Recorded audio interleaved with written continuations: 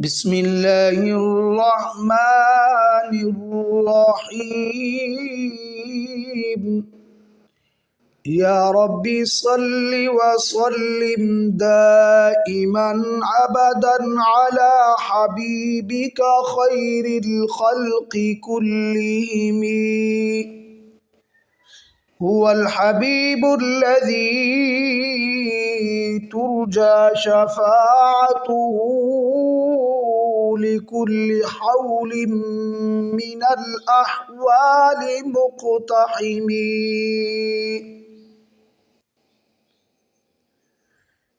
میرے عزیز دوستو بھائیو،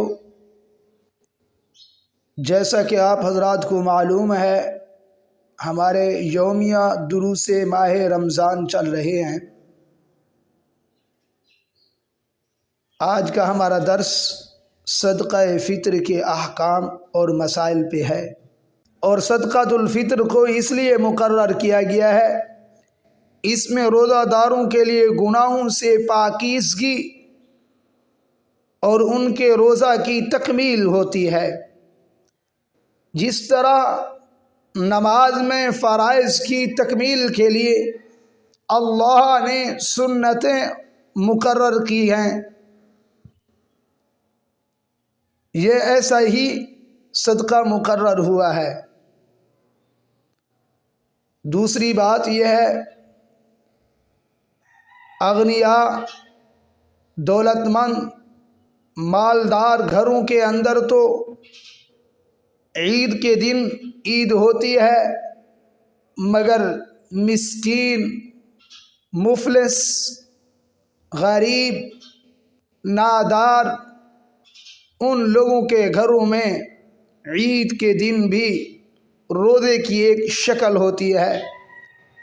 اللہ تعالی نے مالدار لوگوں پر بوجہ شفقت علی خلق اللہ لازم ٹھہرایا ہے کہ مساکین کو بھی عید سے پیشتر صدقہ دے دیں، تاکہ وہ بھی اپنی عید کی خوشی کریں، یہاں تک کہ نماز عید پڑھنے سے پہلے ہی ان کو صدقہ دینا لازم ٹھہرایا ہے۔ صدقۃ الفطر کس پر لازم ہے؟ جو مسلمان اتنا مالدار ہو کہ اس پر زکوٰۃ واجب ہو، یا یہ ہے کہ زکوٰۃ تو واجب نہیں لیکن اس کے پاس ضرورت سے زائد سامان اتنا ہے کہ جس کی قیمت 52.5 تولے چاندی کو پہنچ جاتی ہے، تو ایسے لوگوں پر صدقۃ الفطر واجب ہے۔ آگے یہ ضروری نہیں جو مال اور سامان اس کے گھر میں پڑا ہے وہ مال تجارت ہے یا نہیں ہے، اس کی ضرورت سے زائد ہے، وہ فرنیچر کی شکل میں ہے، برتنوں کی شکل میں ہے، کپڑوں کی شکل میں ہے، گھر میں ایسے پڑا ہے، ضرورت سے زائد ہے۔ علماء کرام فرماتے ہیں ان ساری اشیاء کی قیمت کو ملا کر اگر 52.5 تولے چاندی کی قیمت پہنچ جاتے ہیں تو ان پر صدقہ فطر ضروری ہے۔ ہاں، البتہ ایسا مسلمان ہے جس پر قرضہ ہے اور وہ اپنا قرضہ ادا کرتا ہے، اس کے پاس اتنا مال بچتا ہی نہیں ہے، تو وہ غریب شمار ہوگا۔ الخلاصہ، جس کے پاس اتنا مال ہو، ضرورت سے زائد ہو، تو فرمایا 52.5 تولے چاندی کے نصاب کو اس کی مالیت پہنچ جائے تو اس پر صدقہ فطر ضروری ہے۔ یہ صدقۃ الفطر جس طرح مردوں پر ہے اسی طرح عورتوں پر بھی ہے۔ جس طرح بالغ افراد پر ہے، نابالغ افراد پر بھی صدقہ فطر ہے۔ زکوٰۃ اگر صاحب نصاب ہے، مالدار ہے، تو بالغ افراد پہ زکوٰۃ آتی ہے۔ صدقۃ الفطر نابالغ افراد پر بھی ہوتا ہے۔ اگر کوئی لڑکا نابالغ ہے یا مجنون ہے، پاگل ہے، اس کا صدقۃ الفطر اس کے باپ کے ذمہ ہے کہ وہ اس کا صدقۃ الفطر بھی ادا کرے۔ شرط وہی ہے کہ وہ صاحب نصاب ہو، نصاب کا مالک ہو، یعنی 52.5 تولے چاندی کی جو مالیت ہے اتنی مالیت کا سامان اور رقم موجود ہو تو اس شخص پر صدقۃ الفطر اپنی اولاد کا لازم ہے۔ اور صدقۃ الفطر اس کا اول اور افضل جو وقت ہے وہ تو صبح صادق ہے۔ جیسے ہی عید کا دن ہوتا ہے، صبح صادق ہوتی ہے تو یہ خود بخود ہی لازم اور واجب ہو جاتا ہے۔ اسی لیے تو علماء کرام نے لکھا ہے اگر یہ شخص عید کے دن صبح صادق سے پہلے فوت ہو گیا تو اس کا صدقۃ الفطر ساقط ہو گیا ہے، اور اگر صبح صادق کے بعد کوئی بچہ پیدا ہو گیا ہے تو فرمایا اس پر بھی صدقہ فطر نہیں، یہ بعد میں پیدا ہوا ہے۔ تو اس لیے اگر کوئی شخص صبح صادق سے پہلے، عید کے دن صبح صادق سے پہلے غریب ہو گیا ہے، ایک دن پہلے فقیر ہو گیا ہے، مالدار تھا، ایسا نقصان ہو گیا اس کا، آفت آئی، مال جل گیا، تو فرمایا وہ بندہ بھی، اس پر بھی صدقۃ الفطر ضروری نہیں ہے، واجب نہیں ہے، مستحب وقت تو اس کا عید کے دن ہے کہ نماز عید سے پہلے صدقہ فطر ادا کیا جائے۔ اگر عید کے دن نہ گیا تو پھر یہ بندہ گنہگار ہوگا اور اس کی قضا کرنی لازم ہے، اور پھر رمضان المبارک میں ہی اس کو ادا کرے تو رمضان المبارک میں بھی یہ ادا کر دیا جائے گا۔ اس لیے حضرات علماء نے فرمایا ہے ایک تو وہ وقت مختصر ہوتا ہے، مصروفیت کا وقت ہوتا ہے، مالدار دولت مند لوگ تو عید کی خوشی منا رہے ہوتے ہیں، لیکن غریب آدمی، نادار، مفلس، ان لوگوں کے گھروں میں عید کے دن بھی روزے کی ایک شکل ہوتی ہے، تو اس لیے اپنا صدقۃ الفطر عید کے دن سے پہلے رمضان المبارک میں بھی آپ ادا کر سکتے ہیں۔ تیسری بات، صدقۃ الفطر کی مقدار کیا ہے؟ صدقۃ الفطر آپ گندم سے بھی ادا کر سکتے ہیں، آپ جو سے بھی ادا کر سکتے ہیں، آپ کھجور سے بھی ادا کر سکتے ہیں، آپ کشمش سے بھی ادا کر سکتے ہیں، بلکہ مالدار لوگ اپنی مالی حیثیت کے مطابق صدقہ فطر یا فدیہ ہے، فدیہ ہوتا ہے اگر کسی بندے کی نمازیں رہ گئی ہیں، دنیا سے بندہ رخصت ہو گیا ہے تو آپ ان کی نمازوں کا فدیہ دیں۔ تو اسی طرح اگر کوئی مریض آدمی ہے، بیمار ہے، اور ایسا بیمار ہے جو بالکل کمزور ہو چکا ہے، چارپائی پہ پڑا ہے، اس کی صحت کی ایک یقین نہیں ہے، تو حضرات علماء کرام نے فرمایا ہے ایسا شخص بھی اگر اس کی نمازیں رہ گئی ہیں تو وہ بھی اپنی نمازوں کا فدیہ ادا کرے۔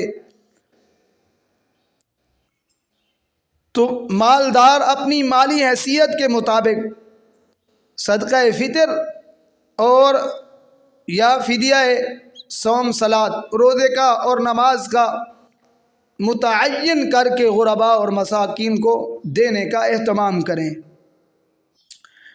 گندم 2 کلو احتیاطاً، اور جو 3.5 کلو، کھجور 3.5 کلو، کشمش 3.5 کلو۔ ظاہر بات ہے ان ساری اشیاء کا ریٹ مختلف ہے، ہر ضلع میں مختلف ہے، ہر صوبے میں مختلف ہے، اور ہر ملک میں مختلف ہے، تو آپ نے ان اشیاء کی قیمت لگوانی ہے۔ ہمارے جنوبی پنجاب ڈیرہ غازی خان ڈویژن میں تقریباً 2 کلو گندم 250 روپے، اور اسی طرح 3.5 کلو جو 460، کھجور 3.5 کلو 1300، اور کشمش 3.5 کلو 2100۔ یہ تقریباً ان کا ریٹ ہے۔ اس حساب سے آپ اپنا صدقۃ الفطر ادا کریں۔ اب ظاہر بات ہے درمیانہ قسم کا شخص اگر ادا کرنا چاہتا ہے تو اپنا صدقۃ الفطر گندم سے ادا کرے۔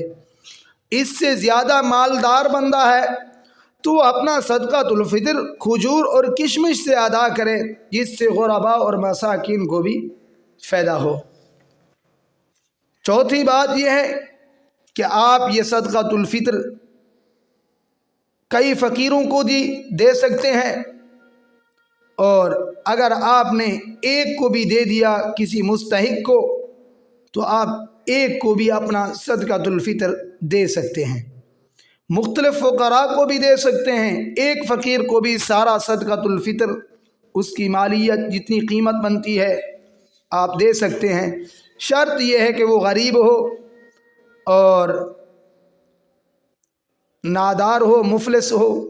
اگر آپ کے رشتہ داروں میں سے ہے تو آپ اولاً ان کو ترجیح دیں، کیوں؟ اللہ کے نبی نے فرمایا صلوا الارحام، رشتہ داری کو جوڑے رکھو۔ ہاں، اگر آپ کے رشتہ داروں میں سے ایسا شخص غریب ہے جو سید ہے تو سید کو آپ نہیں دے سکتے صدقۃ الفطر۔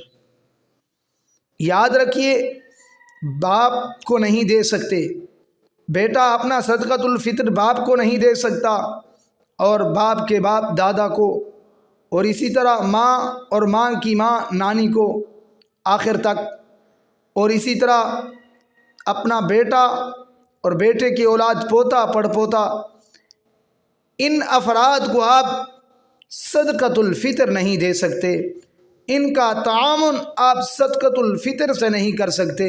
ہاں، البتہ آپ ویسے ان کی امداد کریں، ماں باپ کی خدمت کریں عام نفلی صدقوں سے، یہ واجب صدقہ ہے، اس سے آپ ان کی خدمت نہیں کر سکتے۔ اور اسی طرح آپ کا بھائی ہے، دے سکتے ہیں، اگر غریب ہے، آپ سے علیحدہ ہے، بہن ہے، آپ سے علیحدہ ہے، دے سکتے ہیں۔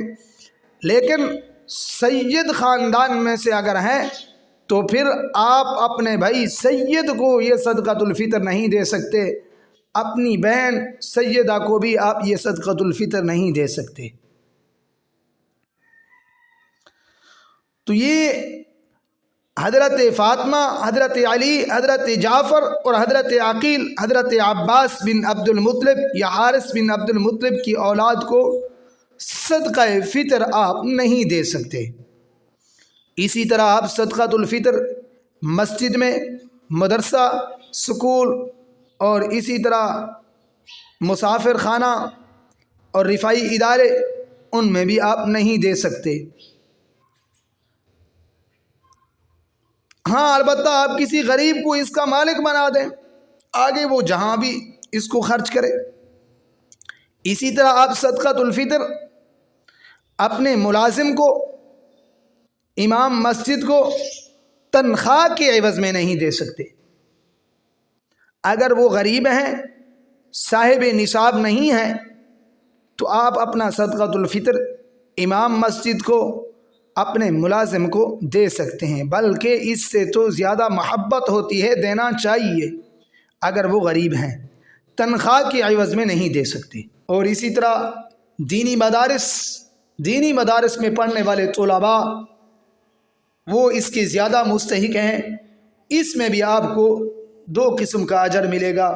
جس طرح قریبی رشتہ دار کو دینے سے 2 قسم کا اجر ملتا ہے، اسی طرح غریب طالب علم، غریب عالم، غریب امام کو آپ دیں گے تو آپ کو 2 قسم کا اجر ملے گا۔